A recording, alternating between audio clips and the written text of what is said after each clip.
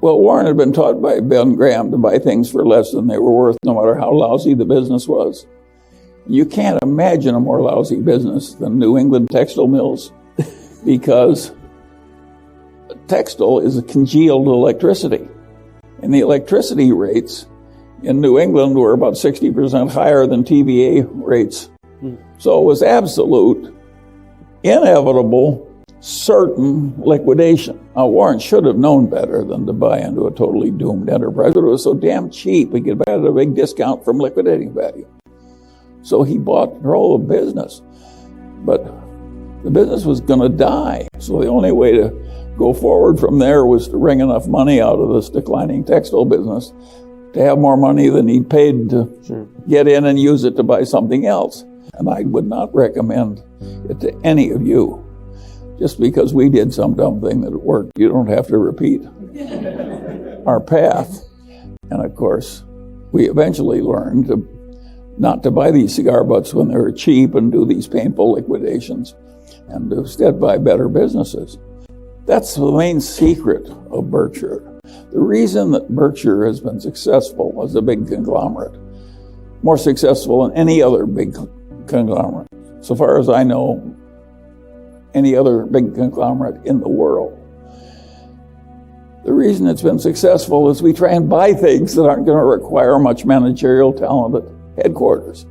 Everybody else thinks they've got a lot of managerial talent at headquarters, and that's a lot of hubris. If the business is lousy enough, and it gets a wonderful manager, and the business has a lousy reputation, and the manager has a good reputation, it's the reputation of the business that's going to remain intact. You can't fix these really lousy businesses. You can wring the money out, whatever comes in liquidation, and do something else with it. But most lousy businesses can't be fixed. But at the time, that's what he was doing. And so how did you convince him? I helped him. He bought a windmill company in a little town in Nebraska. And Warren didn't know anything about running a windmill company. He bought it because it was cheap. And he said, "What do you do? Why can't you fix my windmill company? Who can you get to help me?" I said, "I've got just the man for you." And so one of my old colleagues from a transformer business who was an accountant, I said, "He will fix your windmill company." And Warren was desperate. He just hired him on the spot. And Harry walked in the first day in this little town, this big collection of windmills and so forth. And a whistle blew, and the whole plant stopped for 15 minutes. And he said, "What the hell is this?" "Oh, this whistle," and stopped for 15 minutes. And Harry said, "That'll be the last time." And he just approached everything that way. And of course, another thing he did is he cut away all the fat that he didn't need, and then he found there were certain parts where we were the sole supply, and he raised all the price of those parts. You can see what a business genius we are. So how did you convince Warren to stop buying the bad apples and start buying the good apples? I think Warren, he gives me credit for that. He just made so much money in this other stuff, and he'd been taught it by Ben Graham. Sure. It was hard for him to quit when he was just coining money. But he saw the point. And, well, you couldn't scale that business. And it was kind of scrounchy and unpleasant, and you're firing people. Who in the hell wants to do that? So we just wrung the money out and bought better businesses. And we've been doing it ever since. Coming to business, not as business school graduates, but as people who had owned portfolios of securities. We thought like capitalists because we were always in shareholder mindset. And a lot of people running the businesses think like careerists. And believe me, you got to think like a careerist to some extent if you're in a career. But it also helps to look at the business strategy problems as though you're an owner. And so my advice to you is you don't want to never get to be a careerist so much you don't see it from the owner's point of view. That's what General Motors did. They had a bunch of careerists, and an owner would have seen immediately that their situation was hopeless.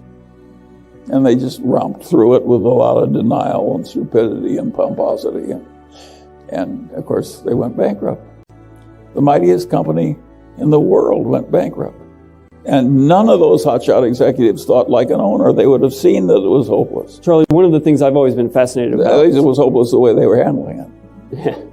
Well, with Berkshire and the way that you all manage both headquarters and the businesses that you own, you are putting talent in place who think like shareholders, not careerists. So how do you, when you're buying a business, how do you, or bringing talent into an existing business, how do you evaluate talent to see, are they going to think more like a shareholder as a private equity frequently buy a business where the founder is going to leave, then they go out and hire talent to run it. That is a tough way to make a buck, and I don't like it. We generally buy with the talent in place. Now, maybe some guy in the number 2 place and we put him in the number 1 place. But we very seldom, I can't think of any place where we bought something and put somebody in after Harry Bottle. And no, we don't do that. And it's amazing how long we have some of those people stay. Warren always says we can't teach the new dogs the old tricks. What's the implication of not being able to teach the old dogs new tricks, or new tricks to old dogs, when if we look at what's happening in business today, what we see is executives... We can't teach the old tricks to the young dogs. That's what we found. So we keep the old dog in place. But that's not the norm, right? I mean, if we look around... No, it's the norm in life. It may not be, our practices may not be the norm, but normally it's very hard to get you got a wise old dog, getting a young dog that can match him, that's hard. By definition, he's survived a big culling process. Sure. I mean, he's unique, and he's got a record to prove it. And by the way, everybody thinks you can judge people by an interview, and of course, you know who you like and who you don't like, but everybody overestimates how much you can tell in prediction by meeting somebody. We all like to think that we have that capacity, but it's a vastly stupid type of overconfidence. The paper record has about 3 times the predictive value of your impression in an interview. And of course, we're buying great paper records. It's so simple. Well, it's fascinating to me, if we look around business generally, the movement of people across firms, and there's always new dogs. And you've taken a contrarian position to that and managed Berkshire differently. Well, it isn't like we're still hiring young dogs into these businesses. But it's amazing how much of the record of Berkshire has come from the old dogs who are in the business when we buy them. You can't believe how good those people have been. There's one huge exception in the new dog department. I almost despise the business of executive search because I find that they really want to sell you the best that's available, even if it's no damn good. And I don't like that. But the best single expense that Berkshire ever had is we paid an executive recruiting firm to find us Ajit Jain to come into our little tiny insurance operation. He didn't have any experience in insurance at all. He was an honors graduate of the Maine Technical Institute of India. He was a very smart man. But he came in and created our whole it's the only big business we created from scratch. And Ajit did the whole damn thing. Of course, he talked with Warren every night. And so it was like father and son. Remember, this is a very Confucian company. But that was unbelievable. So we hired an executive recruiter. He brings us an Indian that has no experience at all in insurance. He talks with an old man every night. And it's now by far the biggest reinsurance business in the world. And it's been a gold mine. There's at least $60 billion in Berkshire of net worth that Ajit has created that we would not have created without him. Wow. And the value is way more than $60 billion. I mean, there's that much an extra just liquid net worth, but the value of the business is way more than $60 billion. So Charlie, I'm going to turn to a few questions from the audience as we start to wrap up. Probably half my questions here are about Bitcoin and cryptocurrency. Well, I can answer those very quickly. I think it's perfectly asinine to even pause to think about them. You know, it's one thing to think that gold has some marvelous store of value because man has no way of inventing more gold or getting it very easily. So it has the advantage of rarity. Believe me, man is capable of somehow creating more Bitcoin. They tell you they're not going to do it, but they mean they're not going to do it unless they want to. That's what they mean when they say they're not going to do it. Yeah. If they tell you there are rules and they can't do it, don't believe them. When there's enough incentive, bad things will happen. It's bad people, crazy bubble, bad idea, luring people into the concept of easy wealth without much insider work. That's the last thing on earth you should think about. If it worked, it would be bad for you because try and do it again. It's totally insane. And by the way, I've just laid out a wonderful life lesson for you. Give a whole lot of things a wide berth. They don't exist. You know, crooks, crazies, egomaniacs, people full of resentment, people full of self-pity, people who feel like victims.